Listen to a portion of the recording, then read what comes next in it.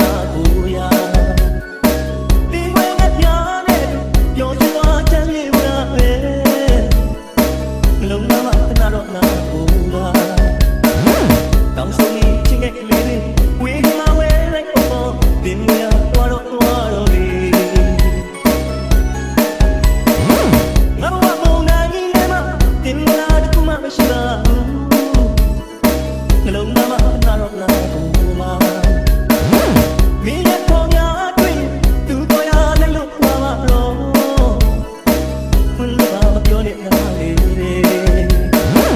ရာတိတ်ကလည်းလေတနာလည်းလို့မသိနဲ့ဒီလိုဆိုလို့ပါခဲ့လေအညိုးရှိရင်ပြေပါတော့လေလူဘဝကိုပိုင်ဆိုင်ကံဆွေးမြေတဲ့အန်လေးများနဲ့ငါဘဝမှာခိတ္တနာကို